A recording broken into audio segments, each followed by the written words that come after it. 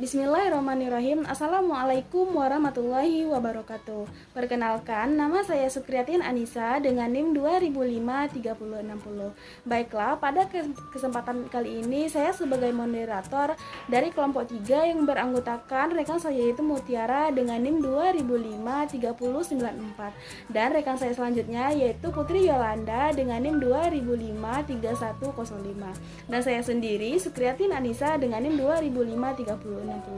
Baiklah, pada mata kuliah studi kelayakan bisnis ini dengan dosen pengampu Ibu Anur Fitri Hayati, SPD MPD, kami akan membahas beberapa materi.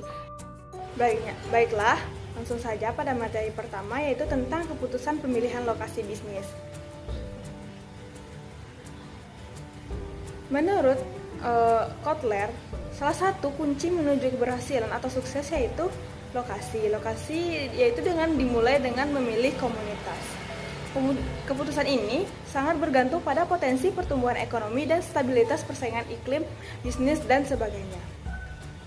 Keputusan pemilihan lokasi yang strategis digunakan biasanya yaitu strategi untuk minimalkan biaya. Sedangkan untuk bisnis eceran dan jasa profesional, strategi digunakan untuk terfokus pada memaksimalkan pendapatan. Baik, pada slide berikutnya yaitu faktor yang perlu dipertimbangkan dalam pemilihan lokasi.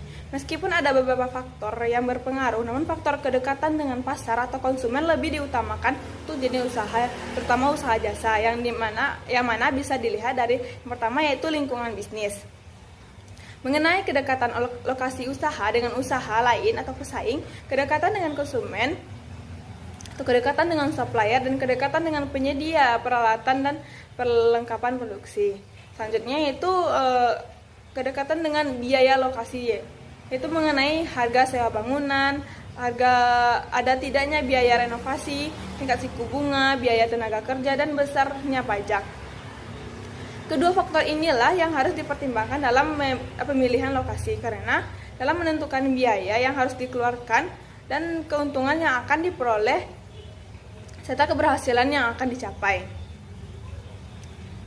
Beberapa faktor yang dapat menyebabkan kegiatan usaha mengalami pasang surut bahkan tutup, salah satunya yaitu adalah kesalahan dalam memilih lokasi atau tempat usaha.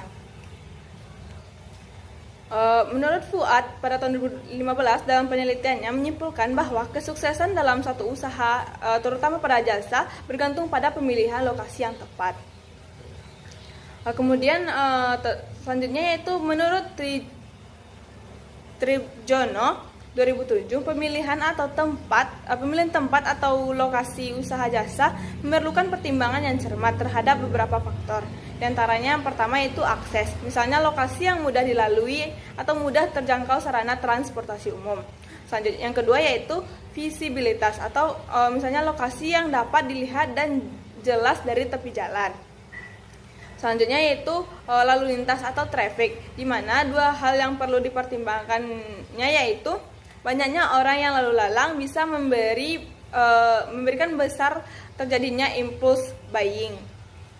Selanjutnya itu kepadatan dan kemacetan lalu lintas bisa pula menjadi hambatan misalnya terhadap pelayanan kepolisian, pemadam kebakaran, dan ambulans.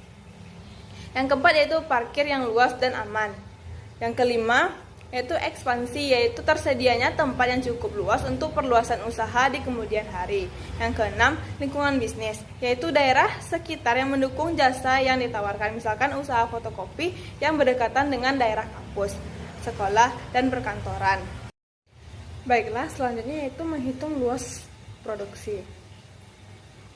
Penentuan luas produksi adalah berkaitan dengan berapa jumlah produksi yang dihasilkan dalam waktu tertentu dengan mempertimbangkan kapasitas teknis dan peralatan yang dimiliki serta biaya yang paling efisien.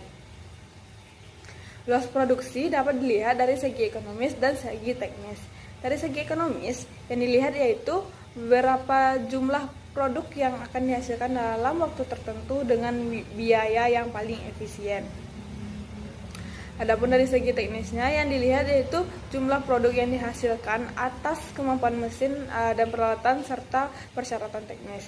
Secara luas, Produksi ekonomis ditentukan di antara lain yaitu pertama adanya kecenderungan permintaan yang akan datang. Kemudian yang kedua yaitu kemungkinan pengadaan bahan baku atau bahan pembantu dan tenaga kerja dan lain-lainnya. Selanjutnya yang ketiga yaitu tersedianya teknologi mesin dan peralatan di pasar. Yang keempat yaitu daur hidup produk dan produk substitusi dari produk tersebut.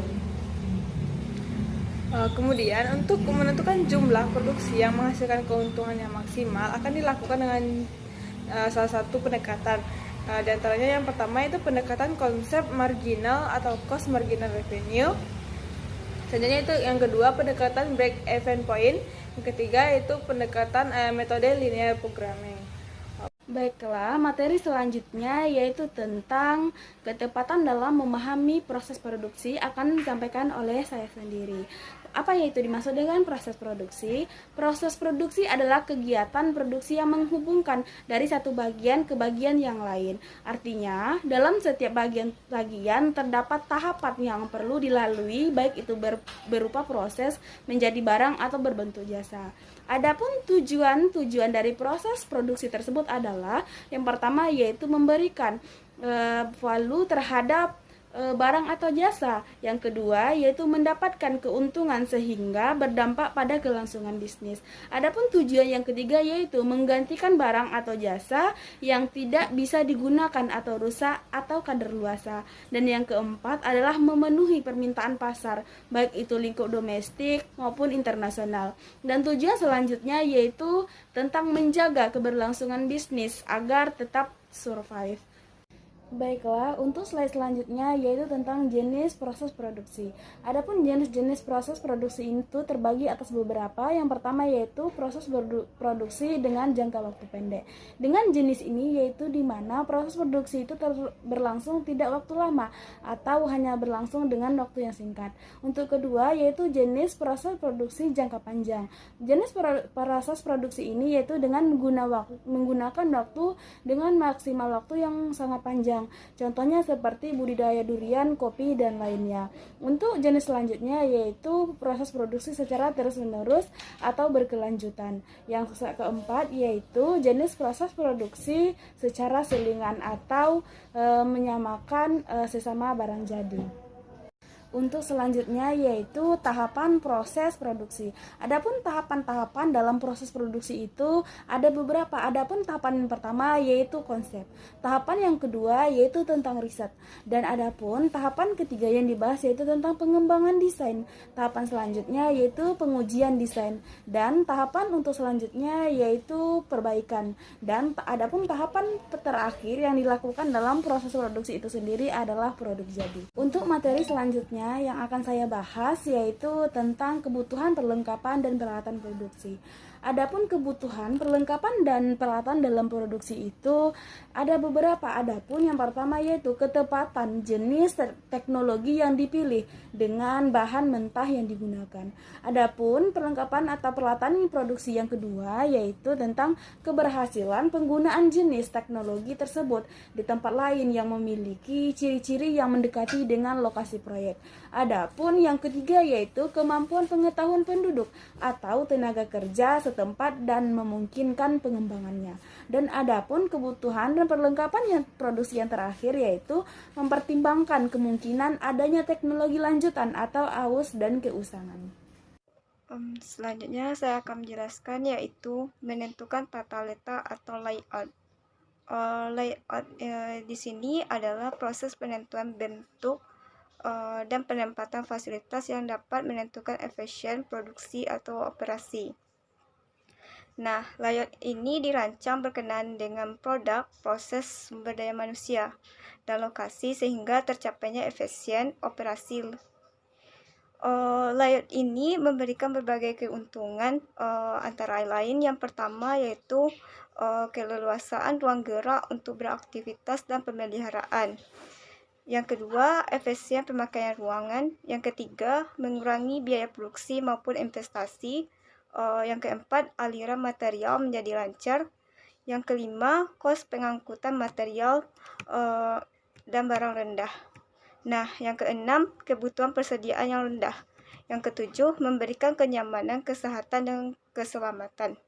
Nah, jadi layout atau tata letak berkaitan dengan alokasi tata ruang guna penempatan ruang. Pada umumnya, jenis layout didasarkan pada situasi sebagai berikut. Yang pertama yaitu posisi tetap atau fixed position. Layout ini ditujukan terhadap proyek disebabkan ukuran, bentuk atau hal-hal yang lain yang menyebabkan tak mungkin untuk memindahkan produknya. Jadi, produk tetap di tempat sedangkan peralatan dan tenaga kerja mendatangi produk. Contohnya yaitu gedung dan pembuatan kapal. Nah, yang kedua yaitu orientasi proses. Layout orientasi proses didasarkan pada proses produksi barang atau pelayanan jasa. Nah, layout ini secara bersamaan menangani produk atau jasa yang berbeda. Contohnya yaitu rumah sakit. Proses layout atau ventilation layout merupakan jenis layout dengan penempatan mesin-mesin atau peralatan yang sejenis atau memiliki fungsi yang sama dalam suatu kelompok atau satu ruangan. Contohnya yaitu industri tekstil. Semua mesin pemotong dikelompokkan dalam satu area atau semua mesin jahit dikelompokkan dalam satu area. Jenis layout ini untuk usaha job atau order sesuai dengan pesanan. Nah, yang ketiga yaitu tata letak kantor. Layout ini berkaitan dengan layout posisi pekerja, peralatan kerja, tempat yang diperuntukkan untuk berpindah informasi. Nah, jika perpindahan informasi semuanya diselesaikan melalui telepon atau alat telekomunikasi, masalah layout akan sangat mudah. Akan tetapi, jika berpindah orang dan dokumen dilakukan secara alamiah, layout tersebut perlu mendapatkan pertimbangan dengan matang. Nah, yang keempat yaitu tata letak pedagang eceran atau pelayanan. Layout yang berkenaan dengan pengaturan dan alokasi tempat serta arus bermacam produk atau barang sehingga banyak barang yang dapat dipanjang dan mengakibatkan penjualannya yang lebih besar. Nah, selanjutnya yaitu menganalisis manajemen kualitas.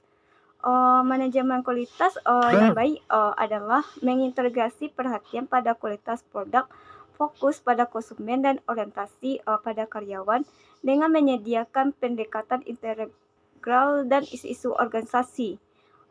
Jadi manajemen kualitas didefinisikan sebagai kreasi dari sistem organisasi, di mana ketika dipergunakan oleh organisasi dapat membimbing mereka untuk meningkatkan nilai produk atau jasa kepada konsumen.